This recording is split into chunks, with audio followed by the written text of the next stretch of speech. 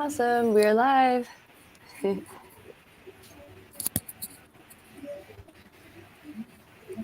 Hi, everyone.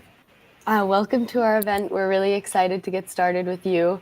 I think Asmita and Harshini are going to be kicking off the event today and giving us some introductions. So I will pass it off to them. But first of all, just wanted to thank everyone for joining, especially I know it's late at night for you all.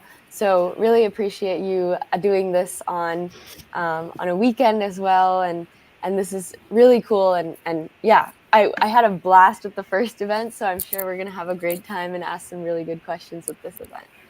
But yeah, Harshini, take it away. Yes, ma'am. Good Cool. evening, everyone. Just a second. I'll just welcome everyone. Okay. Hi, everyone. I'm Asmita, the director of Bits and Bytes Panimalar chapter. So we're thrilled to have you here to join us for the second session of our cybersecurity series. This workshop is under the partnership between Panimalar Engineering College and Bits and Bytes Cybersecurity Education from USA. So our goal is to spread the cybersecurity awareness among the bright minds of our college, and your presence here is invaluable. I can already see the count is around 500, so great. And if you're passionate about cybersecurity and you want to be a part of our chapter as a volunteer, you're more than welcome. So feel free to reach out to me through our WhatsApp group. I'll drop the link in the chat here, and you can also follow the uh, BNBC's YouTube channel, and then for your more career development ideas and to learn more about cybersecurity. Now over to Harshini. Okay, let me start. Good evening, everyone. In this ever evolving digital landscape, safeguarding our online presence is paramount. As part of this organizing team, it gives me an immense pleasure to extend a heartfelt welcome to each of you joining us today. This workshop is organized through the partnership between Panimalar Engineering College and Bits and Bytes Cybersecurity Education Corp and brought to you by Panimalar Bits and Bytes Student Chapter. As we gather here today, we are privileged to have our distinguished speaker among us, Ms. Kaila Guru. Kaila is not only the founder and CEO of Bits and Bytes Cybersecurity Education Corp, but also a dedicated student at Stanford, pursuing a dual concentration in computer science, focusing on cybersecurity and international relations. Tonight, Kaila will be a guide through an illuminating seminar shedding lights on two crucial aspects of cybersecurity: social engineering and password protection. In the era where digital threats loom large, understanding these concepts is beneficial and essential for our safety and security online. Without further delay, I invite each of you to join me in welcoming Kaila Guru as she leads us on this enlightening journey into the realm of cybersecurity. Thank you. Wonderful. Thank you, Harshini, and thank you, Asmita, for the warm welcome. I'm super excited, as I mentioned, to be here, and also sorry for forgetting Asmita when I kicked off the day. I'm really glad that you gave a word of welcome and kicked us off. It started on the right note, so thank you for that. Awesome. So I think I'm gonna go ahead and get started here. So how this session worked last time, which I think worked pretty well, was that I spoke with a few slides in the beginning, just sharing about the topic itself, um, and then I opened it up for questions, which we had some really great questions last time. So as I said, keep asking questions. The team will be keeping track in terms of participation and engagement. And just like last time, you'll be able to achieve a certificate if you're here participating, asking questions, and engaged throughout the entire presentation. So just keep that in mind as we go through. But yeah, let me go ahead and begin this process. Cool.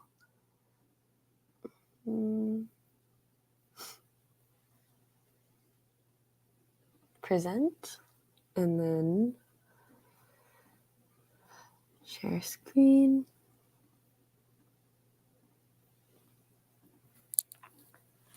Awesome. So today we're going to be talking about two interesting topics. One of them is called email safety or social engineering, and the second that we'll get to in a bit is called password protection. So for the first topic, I wanted to kind of take you guys through. I know that a lot of you have actually been to our Panimalar engineering event when we were there in person. So if you could just drop in the chat, like, I was there or something to mention that you were there at the event, I would love to just gauge like how many people were there versus how many weren't, so I could gauge how much detail to go into for this presentation. So if I don't hear anything, I'm just going to go into a little bit of detail on these topics of email safety. And then I see some people saying they were there, some people saying they weren't. So I think I'm just going to kind of take it as we have a pretty split group, saying that some people were there, some people weren't. So let's go ahead and talk through email safety a bit more. And then once we finish that, I think we're going to reserve most of the time to actually switch over to password protection. So kicking off email safety is incredibly critical because it is the basis of everything that we communicate and everything we do, right? All of us use email on a day-to-day basis within our jobs, within our schools, within our organizations. That's how we send personal information. We send documents to each other. So it's really important that we understand how to keep each other safe over email if we're going to use that as the medium of communication. So awesome. So I'm seeing some other people saying I wasn't there, which is really helpful for me because I'm going to go a little deeper into the detail here. So wonderful. Let's kick off and talk about social engineering. So last time we talked a little bit about understanding somebody in the shoes of a bad actor, understanding the adversary in order to better defend our systems. So this is exactly what we're doing again today, is understanding the adversary from the perspective of what we call the initial infection vector. What the initial infection vector is it represents the first part of the cybersecurity kill chain, which represents the way that a hacker or an attacker would compromise systems. So the infection vector is the actual vector that allows the attacker to enter into a system, to get into a system. And how is that possible? Well, 90% of the time that is done through exploiting human vulnerabilities, exploiting things like social engineering, things like spam calls that ask for passwords, things that are extracting information from you without the authorization to do so.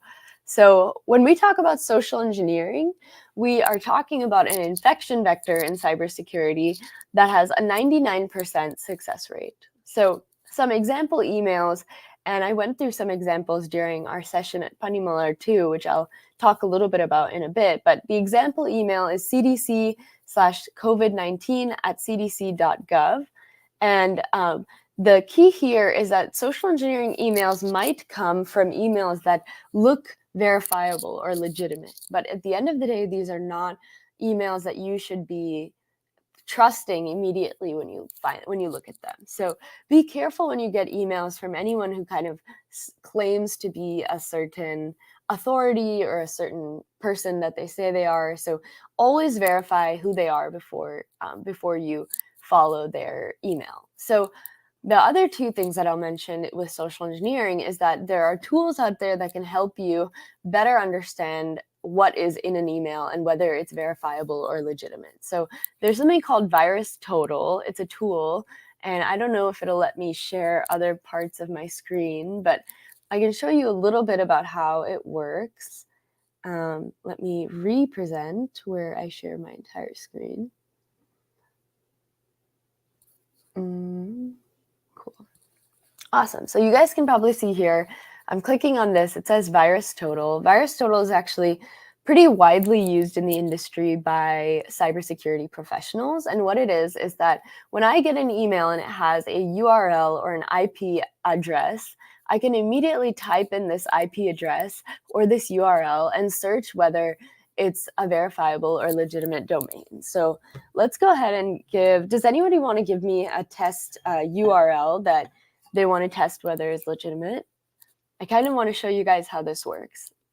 So if somebody could drop in the chat like an idea for a URL or a website that they want me to test. One of the easy ones that I'll do is Panimalar Engineering College.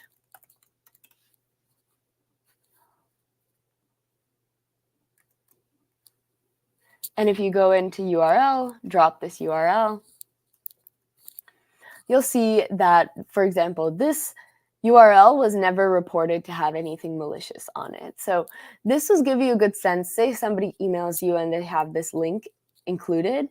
You can always type this in and see whether any analyst has ever reported any malicious activity on this link, which is kind of useful in the sense that it runs it through about 91 malicious malware scanners to see if there's any malware on this website. So in any case, I think knowing about all these tools is a really helpful thing to when you're kind of feeling helpless and are faced with an email and might not know exactly who is sending that email to you.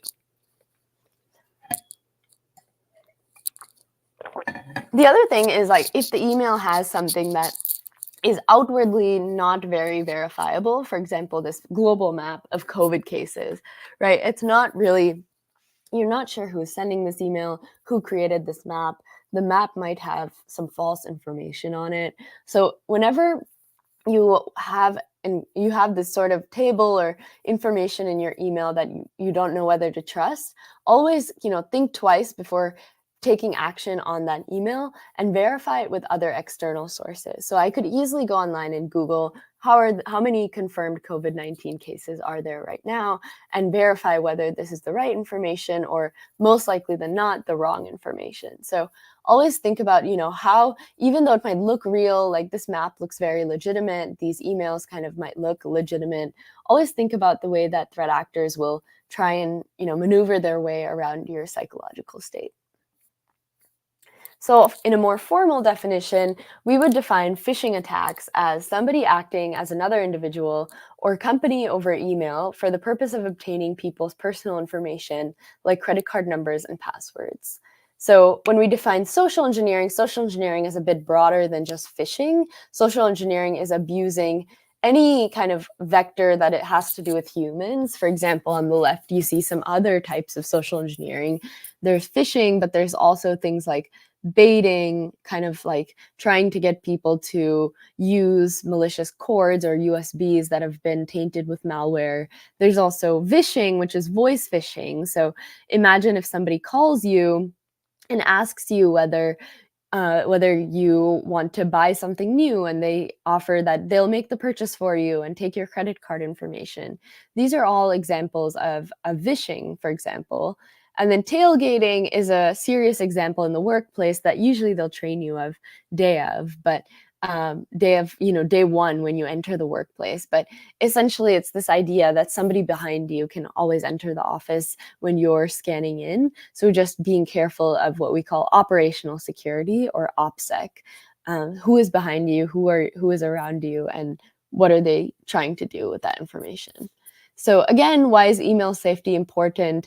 Phishing attacks are this idea that people could abuse your email, people could abuse your psychological state to obtain personal information that they can then use to either resell or to hack your accounts, and take it further from there. So now, there's also this difference between phishing and spear phishing. So spear phishing, you saw in the last slide, is also an example of social engineering. So both of these are social engineering examples, but at the same time, they are slightly different. So when you get a phishing email, you'll notice that sometimes it just kind of looks like it's not super personalized. It's something that they might have sent to a lot of victims, and they might not make the effort to research about you as a victim and craft the email accordingly.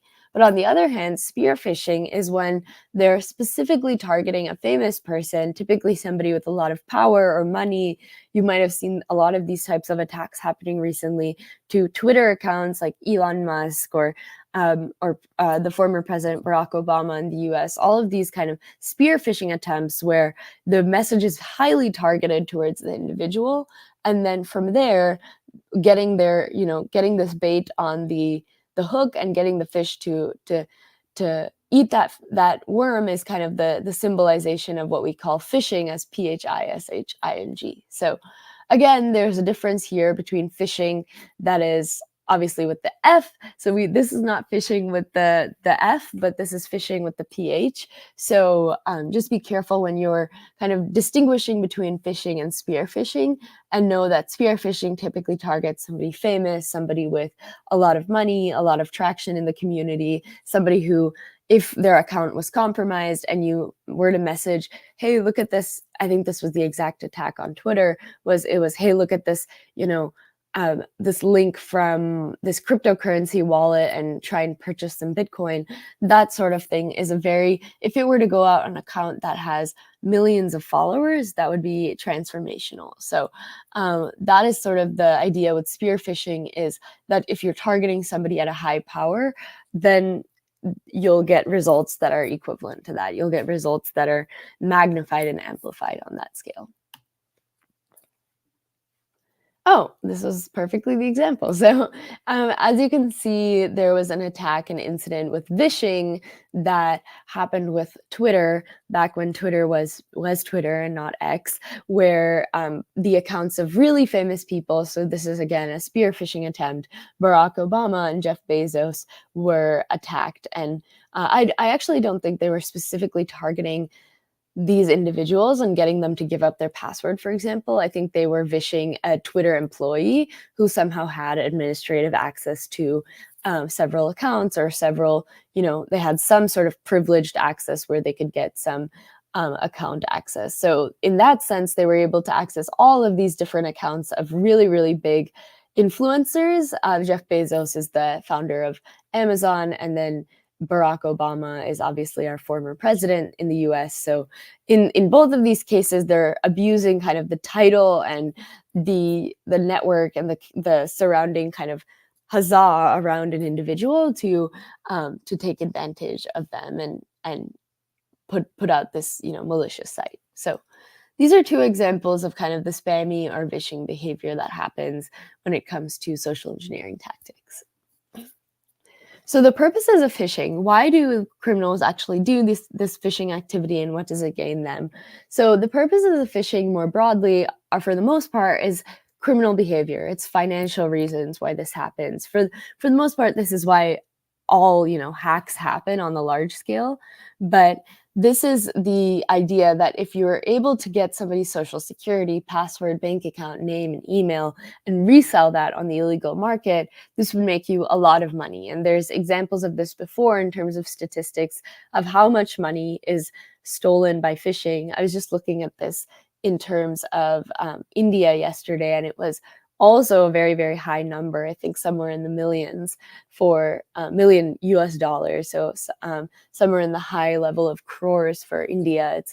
It's insane how much money these criminals can kind of make just by taking advantage of the things that we care about, the way that we press emails and try and deal with things urgently. So think about this when you're looking at emails, when you're thinking about the way that you are clicking on links pretty hastily. You want to be very careful, very thoughtful about the links that you click when you're moving on the internet. So awesome. So what are some common signs of phishing? The common signs of phishing are almost like I would think them as symptoms, right? Symptoms of an illness or symptoms of a disease kind of show themselves early on, so you can detect that something is not right, that something might have to be reported, or you might have to ask someone for help. So in this case, it's pretty similar with phishing. There are some common signs and symptoms that you can look out for. So not all hope is lost in terms of knowing when these attacks are happening. So it can really happen to anyone, particularly if you work at a large company. I would highly recommend you to pay attention and think about this when you're on your email and your accounts, because the compromise can potentially compromise your entire organization. So the common signs are URLs or files to download. So there would be something for you to specifically click or action item to do. There would be a sense of urgency. It would say your account will expire soon.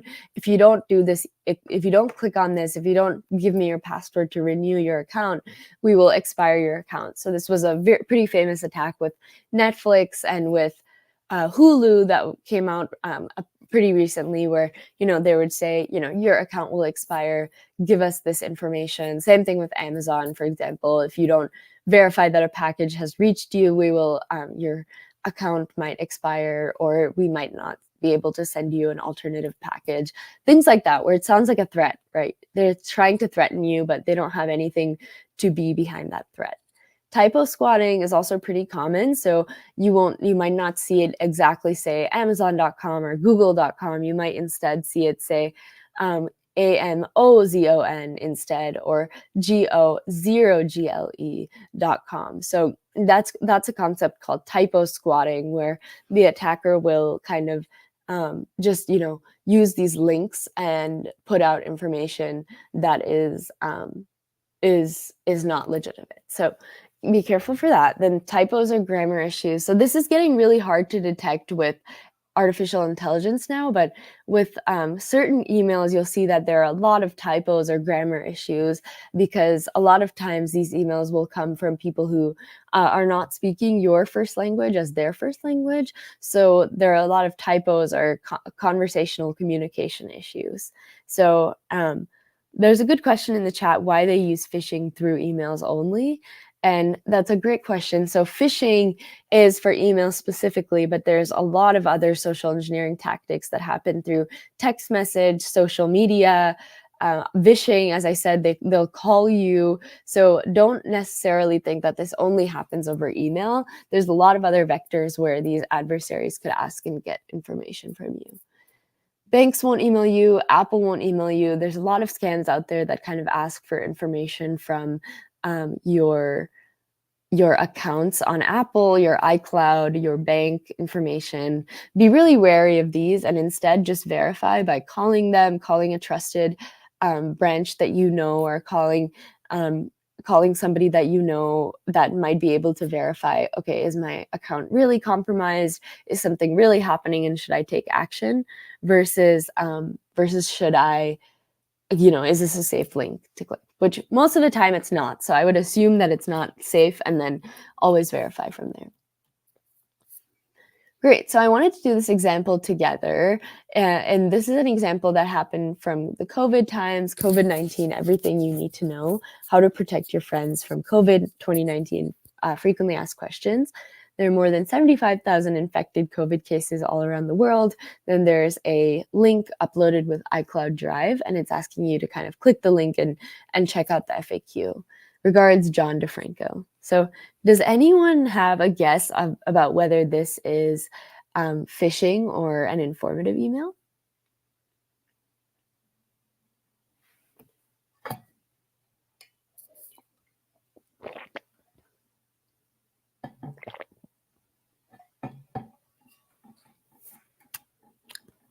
I'm just monitoring the chat. All right, so seeing a lot of answers now that say phishing, that you all think that this is a phishing scam. Great job, you're able to identify it. You can see that one, there's a catchy subject. So here it says everything you need to know. Do you know the sender, John DeFranco, and then unknown link, COVID-19 FAQ?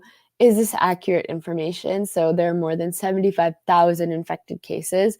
You have to be really careful when they're claiming some number, claiming some authority to say this information. Like, who is this guy? Who is John DeFranco? And what does he know about COVID-19 cases? Great. Here's another one. Important, your password will expire in 1 day. Dear network user, this email is meant to inform you that your My University network password will expire in 24 hours. Please follow the link below to update your password. And then there's an email, myuniversity.edu/renewal is the link. Yeah, the urgent request, good job pointing that out. It's a great way to decipher whether something is legitimate. Here it says will expire in 1 day. So you have 24 hours to click this link, right? That's a bit of a rush, a bit hectic. So in that sense, this is another good example of a phishing email. So there's urgency in the subject line, a fake company, maybe an impersonator of this company. It's actually quite easy to impersonate somebody or a domain through email. You can either purchase that domain, purchase a variation of that domain, like we talked about with typo squatting. And then there's an unknown link and a generic greeting and closing. So all of these are good indicators that maybe this is something that you just want to flag and then call the university network network IT desk and make sure that everything is fine. Tell them, alert them, hey, I got this email. Is this true that our passwords are set to expire? And most likely than not, they'll say no. But you can say, okay, well, in that case, I got an email saying that the password will expire, so you might want to look into securing your domain. And that could be a helpful thing for them because my university, what they've done is they'll usually send out an email saying, hey, everybody, disregard this email that's come in your inbox. We recognize that there's been some sort of unauthorized attempt to send phishing emails. So always be like it's almost like the community of see something, say something. If you see an email like this and you let your school know, it could be really useful for the IT desk if you confirm that this is not legitimate, for them to then alert the authorities, alert that the other students not to click on the link. So there's also this big idea of disinformation as a part of these kind of emails, right? In the previous email, we saw this mini attempt at disinformation and it was basically calling that there are more than 75,000 infected COVID cases, right? There's no way to verify that other than doing your additional research outside of the email and making sure that that's a legitimate or illegitimate number. So there's multiple ways that disinformation can kind of weave its way into these emails. And the main point here is that, for example, during times of crisis like COVID-19, again, during election periods are a huge period when this type of activity happens. But you'll see a lot of disinformation attempts where images are maybe posted with the wrong captions, images are posted at the wrong times. For example, in May 2020, there was these posts that came out that said that, look at how crowded the public transport in London is. They're not taking COVID measures seriously. This is a measure, this is something for the government to take into consideration. And then people later found out that these images were actually taken in 2014 and 2019. So the images came from an earlier time period, but the new kind of post said that the images were from now. So I would always check, based on how can you verify that this information is actually who they say they are. So there's this helpful tool called Reuters Fact Check, which I use time to time. But if you want to always check, whether something that you've seen on the internet is legitimate, this is a really cool ecosystem of people that share these headlines and then say like, okay, this one was actually false, so that you can kind of verify whether this is something you should be believing. Again, most often than not, these are not things that you should believe. And then really quickly, I'm sure you guys have seen things like DALL-E, but in the current day, you can also image generate some AI-generated images that are then used for disinformation attempts. So in the sense of disinformation and fake news, there are a few examples that I had earlier in a different slide deck, but for the sense of what this might look like, for example, with the here's a good example actually. Though there's one of the Pope wearing white puffy coat. So this actually went viral on the internet, and it was an AI generated image. And this is an example of kind of a more harmless kind of attempt at disinformation.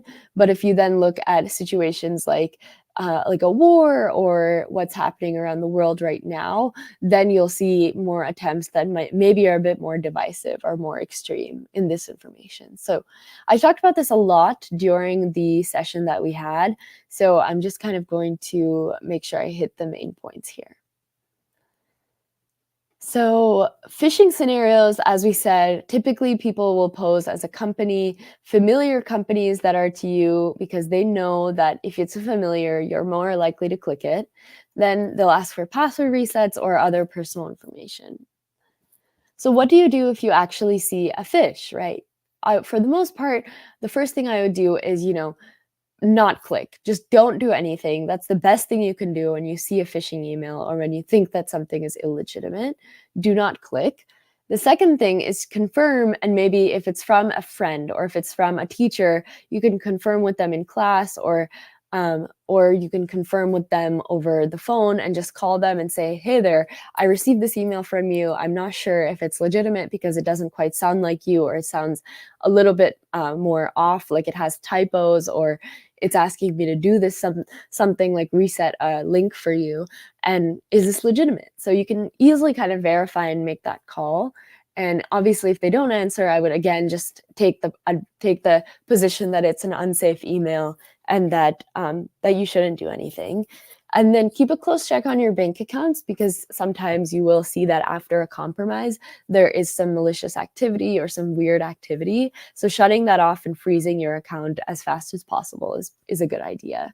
And then install any anti-malware or antivirus on your system. So usually this is taken care of for you, but if you have any doubts, I would definitely install some sort of anti-malware, some trusted anti-malware. Usually you have to pay a little bit for it, but the free ones tend to be very illegitimate or tend to be kind of not good at what they do. So turn on your Windows Defender if you're on a Windows computer, and install any additional anti-malware on top of that if you feel that you are unsafe.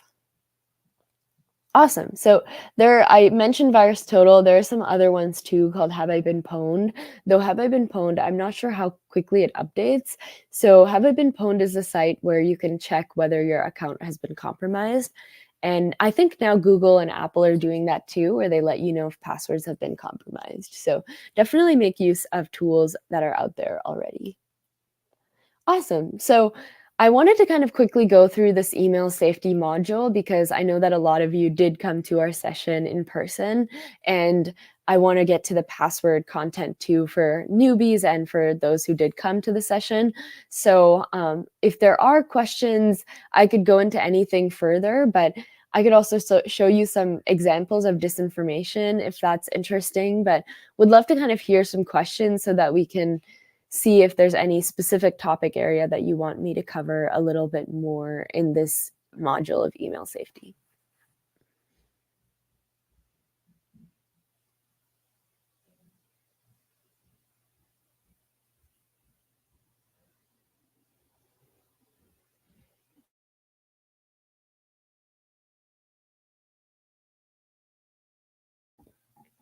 Nice. Okay, I see some questions starting to come in the chat. So I'll start here. Can phishing be done using WhatsApp messages? So this is a great question. So technically, these messages it is a type of phishing. It's called smishing. So I would say smishing is kind of what we say as, it's kind of more of a colloquial term. Like, I don't know who created it. I think one day somebody just decided that text phishing is considered smishing because SMSISHING, so smishing. But for the most part, we also categorize these as phishing attempts because they're still trying to do the same thing of gather your personal information and use that in a malicious way. So, are some emails dangerous even to open them? How to know if email is legitimate without opening the email? This is a great question. So I would say that it's usually like not too hard to tell using the subject line, because it might come from a sender that you don't know, or it might be about something that you're not expecting. Like, it could be sounding like a sales email, but at the same time, these are getting harder, right? It might be somebody you do know. It might be a topic that you care about. That's the whole idea of spear phishing, right? It's very targeted. It's like a spear that is targeting the victim. So in that sense, you might have to, quote unquote, if you click on the email, that might happen sometimes. It's not like unordinary for you to click on a phishing email. But then what you shouldn't do is there'll be a URL or a download in that email, and that is what you shouldn't click on, because that's actually going to manipulate your computer, steal your information, exfiltrate your data to some third party. So I would be really careful and actually actioning on what is within the email. But if you're just clicking to see what is in the email, that usually does happen. So I would say, like, be careful on both ends, but try and find the ways that you can avoid clicking the actual link. And as I presented, VirusTotal is a good way to, if they present a URL, you can just drop the URL in VirusTotal and it will do that crunching for you to see if it's malicious. This is an interesting question. I feel like this difference was always confusing to me. In my opinion, spam versus phishing. So I think phishing is more targeted than spam. I think emails right now have a pretty good spam filter, meaning they're able to filter out these emails that, and they don't even reach your inbox. They don't even reach your eyes. But on the other hand, phishing is harder because phishing makes use of language that is very common amongst people. It's not always selling you something. Phishing is usually not selling you anything. But in the end, even though it's not like selling you anything, they still have malicious intent. So what I would say is the main difference here is spam is easily caught by filters, will be more selling you something and will be not personalized, versus phishing might be personalized. It might have your name in it. It might have some URL or download that they force you to do, but you shouldn't do those, as I mentioned.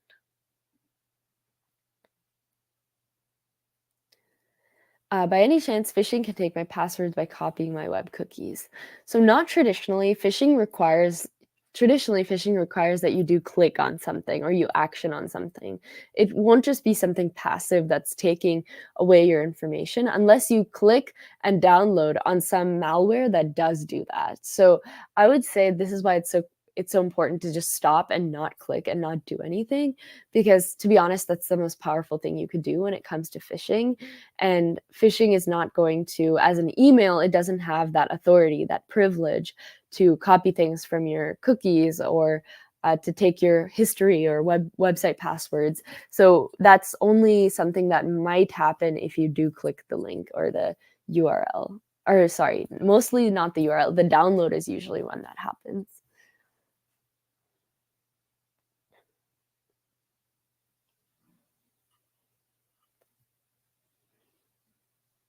Okay, awesome. This is an interesting question. I don't know of any tools that do this that are just on the browser level. I feel like it's partly probably because of privacy permissions that nobody has built a tool that kind of reads over your screen as you're browsing. But I think what Google is doing now is they're trying to do a better job of labeling things as potentially being phishing. So it's definitely not something that should be an end all be all, because I think false positives are also very much present. But at the same time, it is a good indicator that maybe this is something that you should stop and think twice, or it's good to start to train your brain to look for those kind of symbols and symptoms of a phishing attack.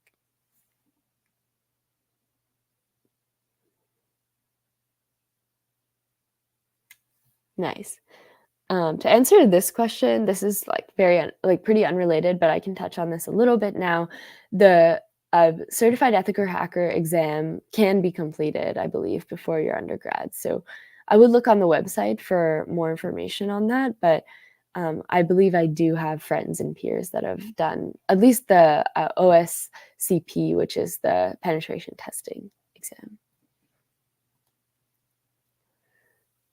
Awesome. So I'll answer a few more, and then I really, really, really want to get to passwords because I know we spent a lot of time doing email safety during our in-person session. So I think this will be the last question I answer before I go to the other presentation. So how do you balance security and usability when implementing security measures within an organization? So interesting. This is like a huge question that everybody asks. I have dedicated a lot of my college to answering this email or answering this question because it's so fascinating.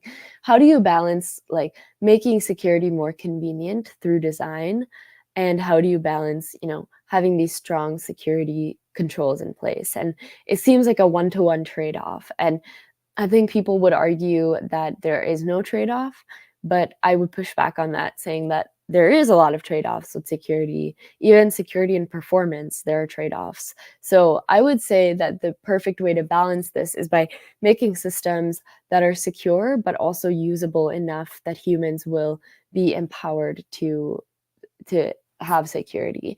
For example, I think one of the worst security controls that are there are patching updates.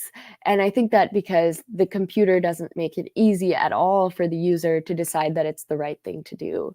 For example, a patch that you put on your computer requires a hard reset of your computer, meaning you might lose tabs, you might lose progress. It might happen over multiple hours where your computer is practically unusable. And I think that the designers, when they're designing something like deploying patches or software updates, are not necessarily thinking about the easiest way to make it easy for the user, which I think personally would be, for example, if the computer knows that I'm going to sleep at a certain time, or I usually don't use it between the hours of 12 a.m. and 8 a.m., then maybe that's the right time to deploy this patch and software update. So things like that make it really easy for the user to choose to be secure. Or not even allow them to choose to be secure, just build security into the system. So many good questions. I think I will pass on to the second presentation, and then we can go back to questions after this one as well. So awesome. So let's get started on password protection. This is module 4. So you guys are making it so quickly through all of the modules that we have before we enter some of the more advanced topics, and that's awesome, very exciting. This one's on password protection. So why do we create safe passwords? What do we mean by a safe password? And exactly what are the types of attacks against passwords? So within cybersecurity, you can be your own worst enemy. Passwords are really what helps us prevent data theft. I think there's a lot of interesting conversations now about whether we can go passwordless, whether passwords are the best way to keep information protected around us. So in this sense, I think that passwords are still pretty important. I foresee that in 10 to 15 years, this may change because we might go passwordless. And I think that would be a really interesting world in terms of the alternates to that. So there's biometric authentication. There is ways to detect whether your behavior is anomalous to what your normal behavior is. I've seen prototypes of something like somewhere where they can detect your typing speed and your typing ability. And that's the way that it can kind of act as your password. And they can just have you type sentences like the quick brown fox jumped over the fence. Like you can type those sentences and it can detect whether it is you. So there's some innovative research going on in terms of the types of alternatives to passwords. But I would say for the most part right now, passwords are still the way to go in terms of keeping information secure. So how to create a strong password? The main things are making these passwords long and unpredictable. And then secondly, making sure that you can remember these passwords, which might seem like a dichotomy. It might seem like two things that are not meant to go together. How do you make a password long and unpredictable, but then also remember your password? This is the essential struggle. And this is why I say there are quote unquote trade-offs in security. But I think there are tools that make this easier and make this trade-off less apparent. So there are a lot of what they call password managers out there right now that you can use to keep track of your passwords such that you don't even have to think about what password you put in for the website. It will do that for you automatically. It will generate a strong, safe password for you automatically and store that password such that the only password that you have to remember is the password to your password manager. The actual passwords for the websites that you use, the tools that you use, that you don't have to remember. So there's some interesting tools out there. There's also the case of writing it down in a notebook that you keep very secure and locked down. There's also the case of securing it with biometrics, right? Not scanning your finger in order to see the entire password note. So yeah, so there's some ideas in the chat.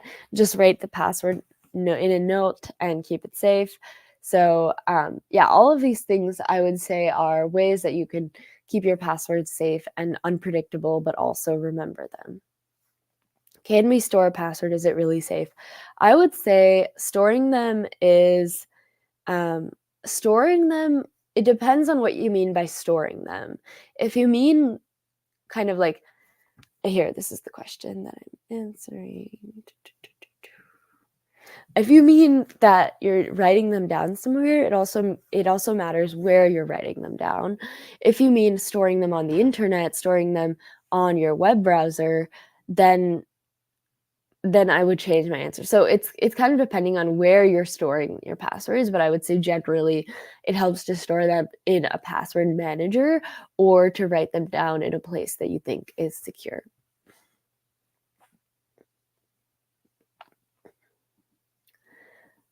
So if you use a password manager and you need to log in on another device, I'm pretty sure they're multiple device friendly now. So I think this should work. And especially if you're using a password manager that is a trustable one, I would also search like best password managers to use if you are going this way, because there's a few of them that are out there that are better and a few of them that are more well-known than others.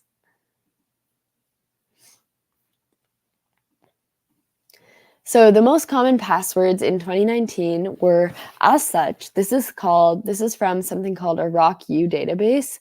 And what they found was when this information got breached, they found that the most common passwords that were breached were obviously these unsafe, insecure passwords. So 123456, QWERTY, password 1111, all of these things are examples of unsafe passwords. And so I have like a lot of experience doing security audits or security risk reports where the passwords that are used are still the default password in the system, like root or Tor. So I would make sure that you are changing any default passwords on your computer when you are using it, changing any default passwords on accounts, things like that. So these should definitely not be in your vocabulary when it comes to passwords. But the question of how did they get these passwords? So these were actually breached from a website. And if you look online and search RockU database, RockYou, you'll see the full list of passwords. And it's pretty embarrassing, the kinds of passwords that they recovered from this breach. So now I want to present some password rules. So rules to generate safe and secure passwords. So one of them is avoid including information that's deducible from your online presence. So for example, if you have an Instagram and on the Instagram you post a lot about your puppy or your dog, then definitely do not put that as your password as well for something, because that's information that an attacker could easily solicit from a website if they just did some searching about you. Similarly, avoid using family names, birthdays, and where you live. Again, this is information that could be very easily deduced from other websites and other parts of your profile. So there's this technique called the spidering technique to assist them with brute force attack. So the spidering technique involves kind of spidering their way to find as much information as possible in order to narrow down the kinds of words that they use when they're trying to brute force attack your password. And what brute force means is trying every single password to crack your account. Brute force means that there's no real rhyme or reason or method or magic to it. All they're doing is using every single password and trying to crack that against your account. So pretty inefficient method, and I'll talk about why there are ways to speed up the brute force attack process by using different approaches that adversaries will use. So if you look at a profile like this one, which is, let's say, a student from Arizona who goes to high school, and see her profile, can you guys come up with different things? Let's say you were the adversary. What are the types of words or key phrases that you would use, or key points, facts that you would use in order to crack this account?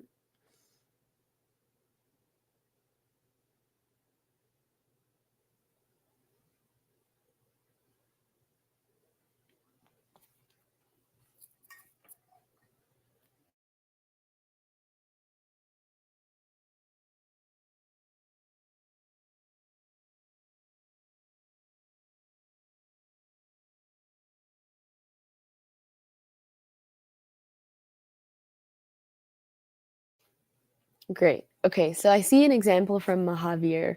Mahavir, that's a great point. I think using any of the interests that she has mentioned, like running, baking, Rufus, all of these are wonderful examples. There's also her date of birth. There's also her name, Hannah Jones Pendle. So I would use all of this information, right, to crack her account. Hannah 26 Rufus. These are really good ideas because you really want to use what's out there already, right? She made the job so easy by putting all this information on her platform already. So I would look at these key things like her dog, her interests like baking. I would see her birthday or her place where she lives, like Centerville, Arizona. And I would maybe Google, what is Centerville, Arizona? Is there any famous monument there? Or is there her high school is there? And then look up ways to crack her account. So it's not only in the password where this happens, but also in the security questions that they ask you, right? Some of the security questions they'll ask you are, for example, what is the first school that you went to, or what is the place that you were raised? And you'll say, in this case, you'll say Centerville, Arizona, and you'll say West High School. But at the same time, this is information that you can easily gain from the internet. So when you're generating these security question answers, I would also caution you towards putting the real answer for some of those. I would sometimes make up answers, make up things that are somewhat legitimate, but maybe not the first thing you would find or the first thing you would think of, and save them somewhere so that you can reference them later. The second rule is using a passphrase instead of a password. So if anybody has played word association before, it's this idea that I will give you a word and you will generate different words based on that word. So for example, if we start with the word chocolate, because that's my favorite food, let's say, if my favorite food is chocolate, then you think about dinner, right? I eat chocolate during dinner or after dinner. So let's take chocolate, then dinner, and then you think of dinner and you think of family because you always eat dinner with family. So let's create this phrase, chocolate, dinner, family. And then when you think of family, you think, oh, my family likes to travel to Miami or Goa, wherever it is. And then that's your last part of your password. And so you've generated a very strong password because you're putting multiple words together. And I'll talk about why this is so powerful in terms of fighting against some of the common password attacks.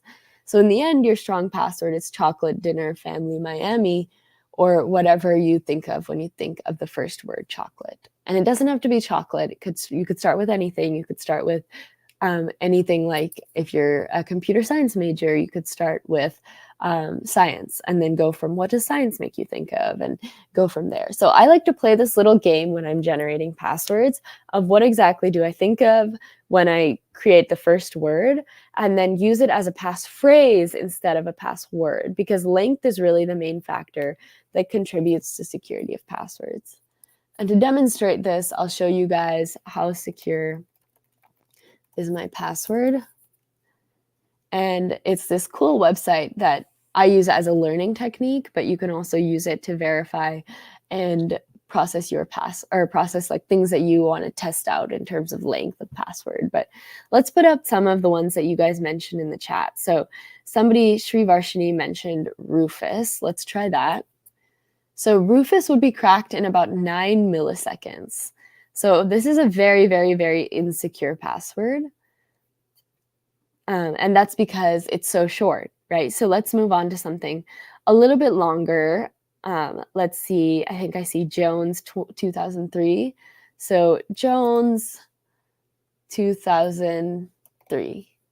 So then now that you've added numbers, it'll take about 7 months to crack this password, right? Depending on the capabilities of the adversary, but if they were using an everyday computer to crack your password, this is sort of how long that would take.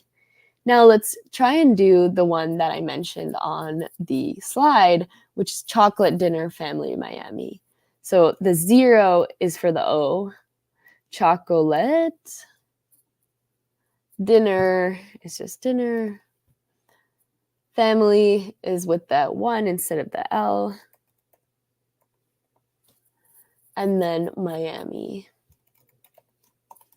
Wow. Okay, so it would take my computer 8 million years to crack my password. So this is an example of the type of password that is very secure, right? It's a strong password because it has numbers, it has letters. It's also an example of the using this passphrase idea instead of the password. So this is the link. I'll drop it in the chat. And if you want to play around with it yourself, you can do that. But let's say I was just using chocolate. Again, this doesn't take too long, just the word chocolate. Because if it's a word that's in the dictionary, if you're just using one word, this can be cracked instantly. Same with dinner, same with Miami alone, same with family. All of these words are things in the dictionary, things that can be easily cracked. But when I start to put them together, chocolate dinner, family Miami, again, I didn't use any numbers in this case, so that's why it's a little bit less. But you can see how this just exponentially increases the time required to crack the password. And the whole idea here is that you want to make it as hard as possible for an adversary to crack your password so that they can move on. They say it's not worth my time, and they can move on and do something else.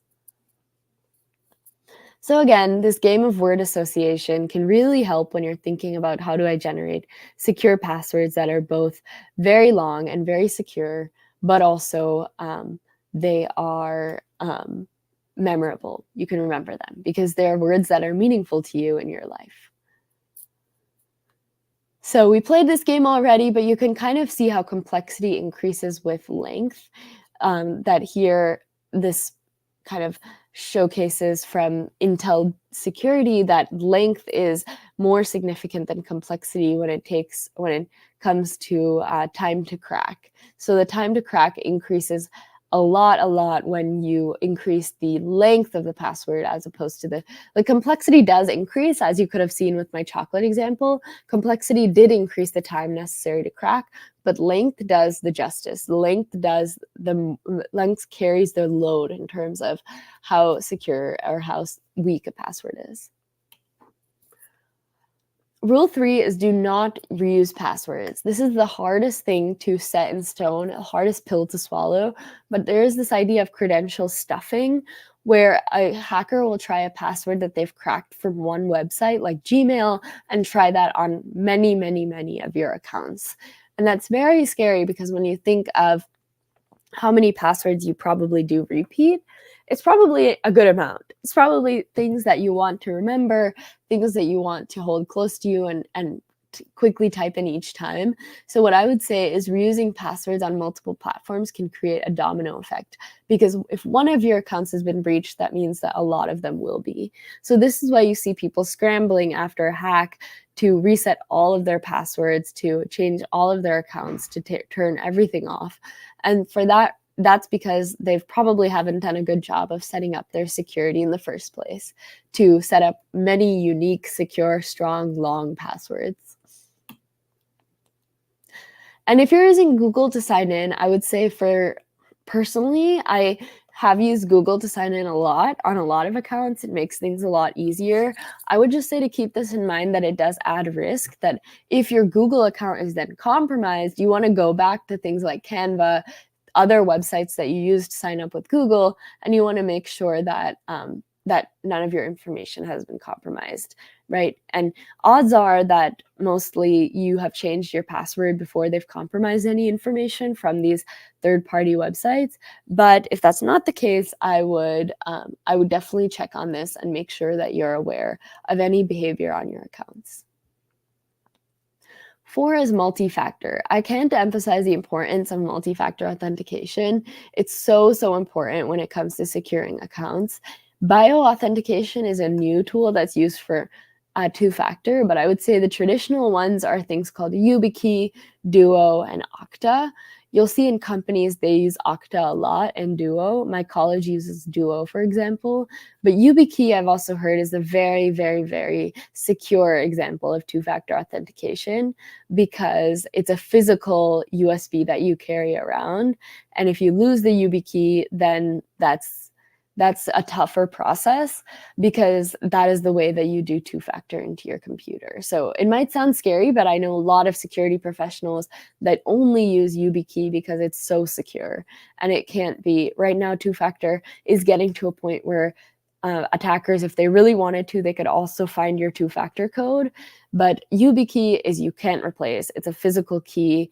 It's something that attackers can't get access to unless they break into your private space and take that away from you, which is the likelihood of that is definitely less likely than something happening in the virtual world. Awesome. I'm going to take a quick break to sip water.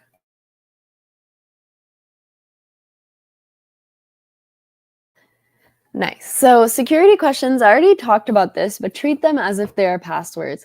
Some common security questions will ask you your pet's name, hobbies, where did you go to high school, all of these things. I would really heavily suggest making fake answers for some of these, because now it's getting to a point where this information is almost easily accessible on the internet. You can easily access, like, okay, what is this person's pet's name, or what is one of their hobbies based on their social media? And that is really dangerous, that we can get to know these some common security questions, because what typically happens is that, say you have, you're going to reset a password, they'll typically ask you on the phone, your bank or whoever it is, you say, I forgot my password, I really can't remember it, I want to reset it. They'll ask you, okay, we'll confirm with you some common security questions to verify your identity, and then we will reset your password. So if they ask you, what was your first pet's name? And then the adversary has easily been able to find Rufus all over your Facebook account or all over your Instagram. They can easily say, oh, yes, that is Rufus. That was my first pet's name. My high school's name was Centerville High School. It becomes really easy to kind of like manipulate the person on the other end of the phone. So I would say, in terms of generating answers to these questions, say the dog's name is Rufus. Even if you come up with something similar, some pet name that you had instead of Rufus, something that you can remember, treat them like passwords themselves and place them into password managers, trusted systems, write them into a notebook that you know that you will only have access to, only you will have access to. So again, you could see from Hannah's profile, we kind of answered this question earlier, but we have all the answers to her security questions, right? She was probably born in Centerville based on this information. We can also assume that she is in high school, so maybe we can track back and say, okay, she was probably in middle school at this time, and she probably went to this middle school, because in the US, a lot of the times, by knowing the high school, you can sort of know it's between 1 to 3 middle school options that they went to. So you can probably know what middle school she went to, you know when she was born, you know her pet's name, you know the park that she likes to go to. So much of this information is now readily accessible that I would really recommend you to generate some password-like information when you're creating accounts. This is kind of, I think I would suggest you to kind of reflect on what makes the most sense for you. Password managers is really the most recommended technology, but I would say if you're writing them down in public, like on sticky notes, that is definitely not the way to go. Not something that people have access to. People can see if they walk into your home office or they walk into your home. I would rather write them in a very secure notebook that you know is locked down if you do go the route of choosing to physically store your passwords. Then I would also change your passwords regularly.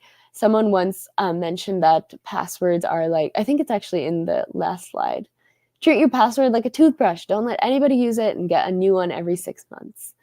So changing your passwords is actually really easy to do with a password manager. You might be thinking like, oh my gosh, you're telling me to change my passwords. That's going to be very annoying, very long to change. I have to change every single one of them so that they're safe and secure. But actually, if you store your passwords in Password Manager, it makes it really easy to change your passwords after a breach. I'm pretty sure it's just the click of a button, and you can change all of your passwords and it will immediately manage that for you. So I would say that like using these tools that are out there is highly recommended, especially given the added inconvenience that it will take when things like a hack happens or a breach happens. So awesome. So I want to see some, definitely don't give me your password for any account, but I do want to see some of your ideas for how somebody who is going about generating a new password for an account would generate some useful, strong password.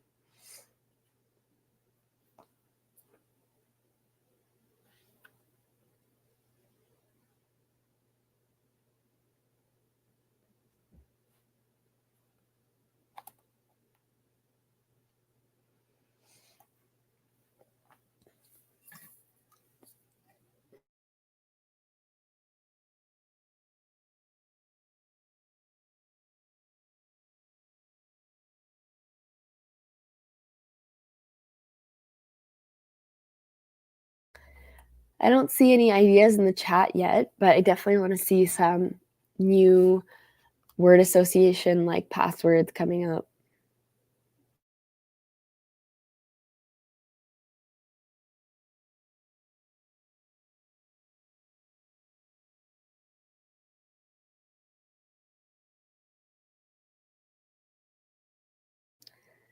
Yeah, I think the passwords that I'm seeing are good. It's just I would suggest if you're able to remember this, then amazing. You're actually like a goddess. Like this is awesome. But at the same time, it's hard to remember these kind of passwords. So I see a new password that came in that um, might be slightly easier. So the idea here is that you want to generate passwords that are strings of words put together. So I would say something where it's like laptop keys. This is on the right track. I'm not sure what.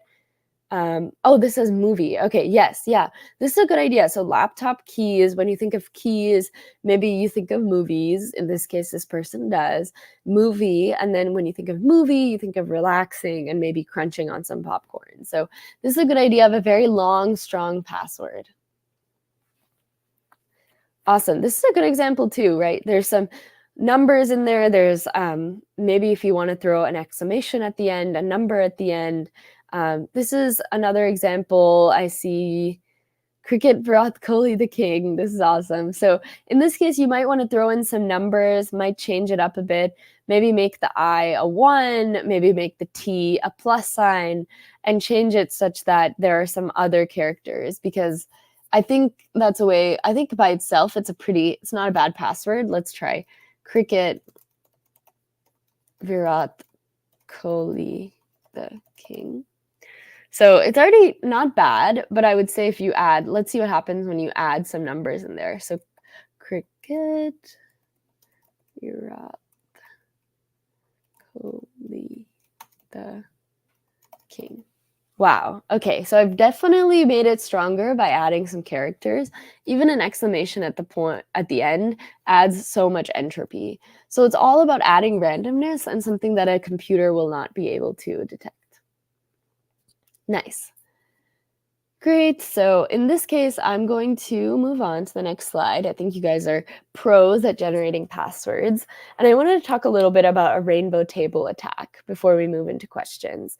So what a rainbow table attack is a rainbow table attack means that the hashes, let's say the hashes for different passwords are made public, that the hashes for passwords are things that I've cracked and are able to find. In that case, then I'm able to work backwards and see the passwords that represent these hashes. For example, Stephen and Sarah, they both hash to the same thing, 39E717CD, blah, blah, blah. They both seem to have the same password. So then using these patterns, I can start to find, if Stephen and Sarah have the same password, and if I'm able to find the password that works on Stephen's account, then I've also compromised Sarah. In this sense, you can get a sense for the types of attackery that these threat actors do is they try and find the hashing algorithm, and then they try and generate the passwords based on shared or similar hashes.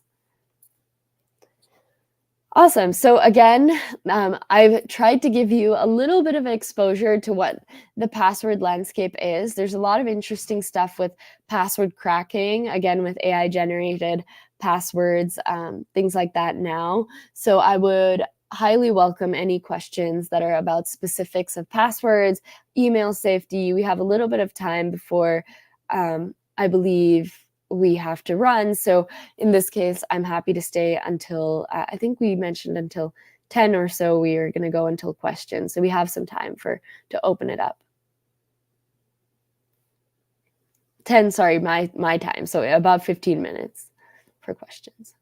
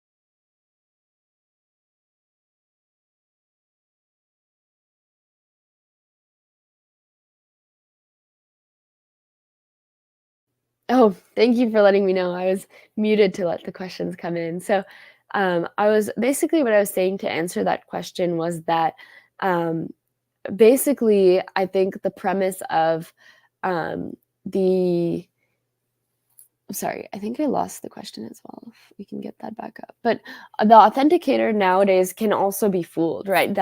That second layer of authentication, known as the double layer authentication or multi-factor authentication, can also be fooled. So there's this case of what we know as SIM swapping, where the SIM card of one phone is swapped with another, and an adversary can easily do that, or just by downloading malware or spyware onto your phone and accessing your text messages or accessing different things on your phone in order to put that in as your two-factor code. So in a lot of cases, two-factor, how it's done is they'll text you a code, and that itself is insecure, right? Because they're texting it to you, meaning if somebody had access to your text, then they also have access to your two-factor code.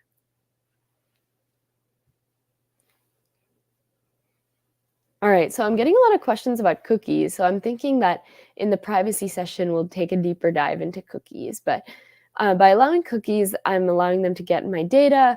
Not necessarily. I would say that, for example, the way that your computer remembers the things that you've ordered on a shopping site before you check out is based on cookies, or the way that your computer remembers that you've logged into something before is based on cookies. So I would say that for the most part, cookies are something that makes life a lot more convenient on the internet. But at the same time, you want to be making sure you're not sharing your cookies broadly to other people. So there are some specific web-based attacks that actually do steal cookies or look at sending cookies that contain passwords in plain text over the internet. And that is a little bit of a different case. But I would say that by just allowing cookies, you're basically giving them permission to access your cookies, whatever third party it is, so that they can do things for you, such as provide you ads that are a bit more tailored to your liking, or provide you the ability to save your things on your website. So it's hard that it's a trade-off. Again, that security and usability sometimes present this trade-off.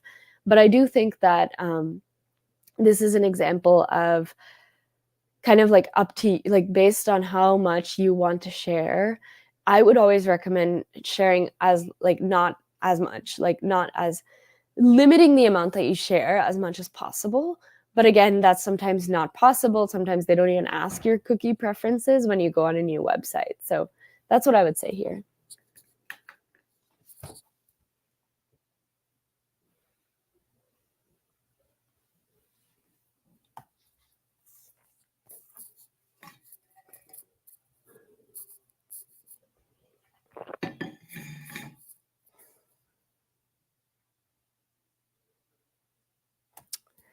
Yeah. Cool. So securing a website, but needs to know how to find the vulnerabilities. I would really look at OWASP. OWASP has a really good start to understanding your web-based vulnerabilities. So if you go OWASP, OWASP. It's called the Open Source Foundation of Web Application Security or something like that. So what OWASP does is they have this OWASP Top 10, which they put out web application security risks, and they describe them in a pretty good way. So you can see the overview, how to prevent it, references, CWEs, which are critical weaknesses and exploitations. So I would really suggest you to look at OWASP if you're thinking about doing web security, because they really do have all the largest infection vectors and all the largest vulnerabilities that are there in web.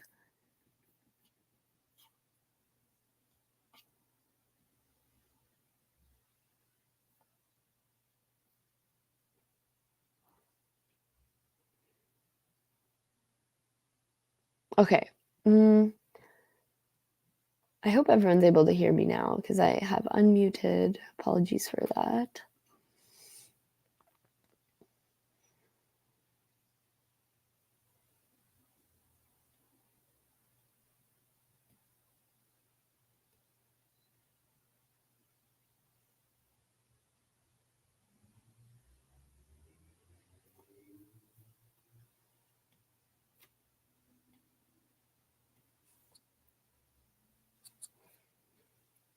I'm still unmuted, just looking for questions to answer. If you guys have questions, please ask them in the chat.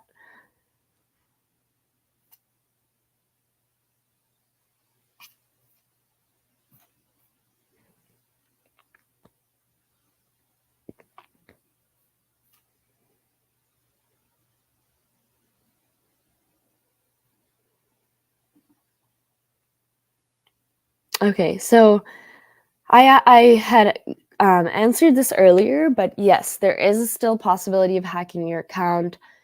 I would take caution against Duo or two-factor authentication, not just trust that it's the last layer of security, and still take precaution around your account, because even two-factor authenticators can be compromised. I would say if you have like a YubiKey, that's difficult because again, that's a physical layer. But if it's just a digital two-factor that potentially could be compromised, I would always look for suspicious activity on your accounts. Always change your passwords if you're feeling a little uncertain, things like that. What can I do to avoid phishing attacks? So we talked about this a little bit in the email safety portion. I can go back to the slides so that we can go deeper. But basically, the biggest things to do are to confirm whether it's actually a phishing email. And the first things you do to do that are, one, do not click on the email. Like, do not click on the link, do not click on the URL or download. You can click to see what the email is about just so you can confirm, is it real or fake? But I would not take the action that they say that you need to take in order to preserve your account. So, for example, I would not click on the link if it says like reset your password or reset your account here. So these are kind of the larger scale things that you can do, though. I hope that's somewhat helpful in just understanding, okay, here is like, it's not like there are no resources out there and you're on your own. There's this very well documented issue. A lot of tools have been built to help people navigate this issue. So, and if you're ever concerned, just I would say like confirm with someone else, like ask someone else if they've seen an email before or if they have experienced a similar type of scam. It's always useful to kind of build a community around this.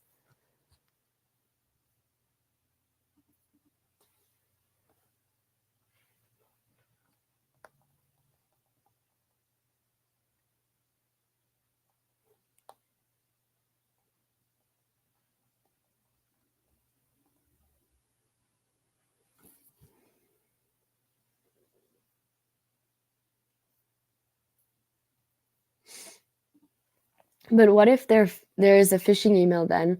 What can we do to identify them? Yes, so the phishing email can be identified through these cases. So again, I talked about the symptoms, URLs, sense of urgency, typo squatting. These kinds of things are definitely not things that are foreign. I think some of us will probably have a good sixth sense when we get emails and we think that they're just looking suspicious, right? They're just looking weird. We need to pause and not do anything about it right now. So in this case, I would definitely think twice before clicking on the email and clicking on the link that's in the email. Still, the link is going to ask you for some password. The link is going to ask you to provide some information, and that in and of itself is pretty dangerous. So I would definitely just be cautious in terms of clicking on the link in general, because you don't know whether the link will immediately download something onto your laptop, will take you to another website that has malware on it, things like that. Windows asks, oh, the question disappeared. How are multiple users authenticated? So maybe some clarity here would help on what a shared account is. I'm not sure if you mean like a family using a shared account for something, or whether it's like a school or like a network using accounts where they provide you your own personal account. So yeah, I think that, yeah, maybe that clarification would be useful.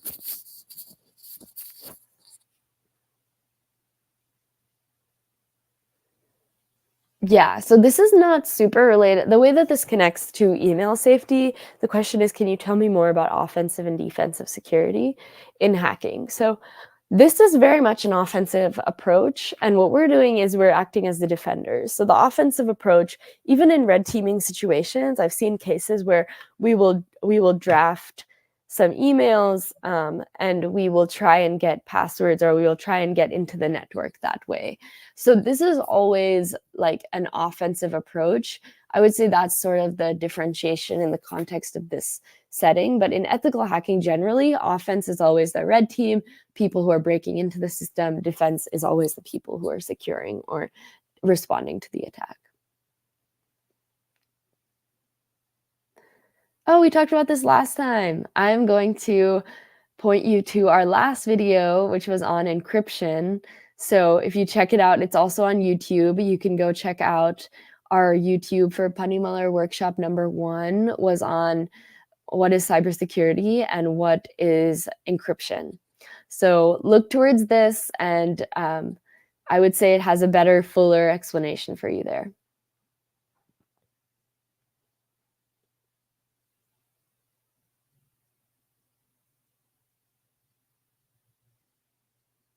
Changed its email address, exactly same as mine, but in one typed at the end of my mail name. What type of attack was that? How did they even do that? So they probably hacked your Spotify account because of a weak password, or because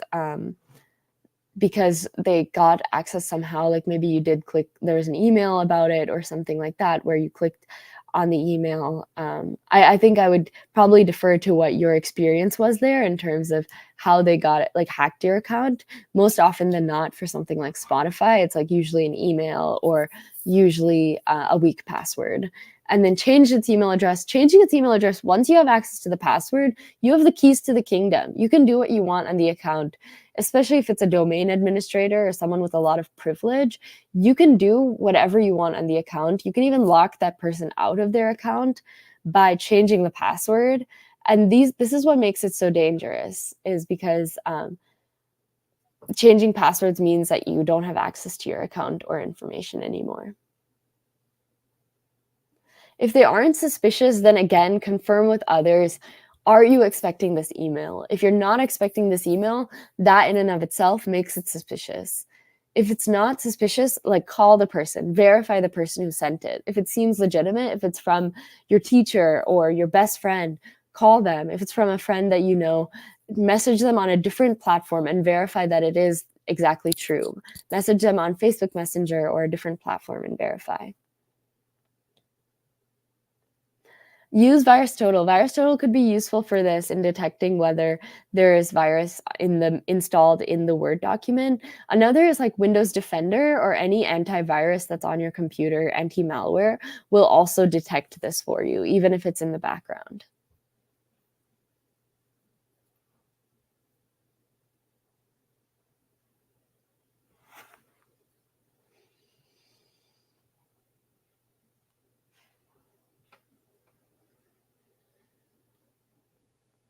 So we answered this earlier. I'll just emphasize this again as we close off. And this will be probably the last question before we head back to kind of whole group.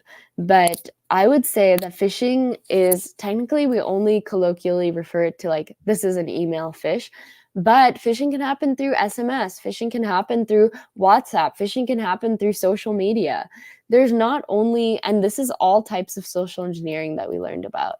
So phishing, spear phishing, voice phishing, they can call you. It can be an AI-generated voice asking for money. All of these are good examples of types of phishing attempts.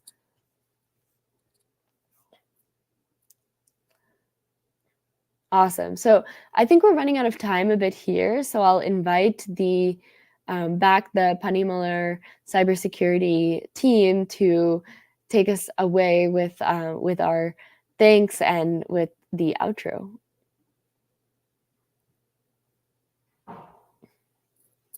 Let me know when you guys are ready. I will stop sharing so that we can stop sharing. Awesome.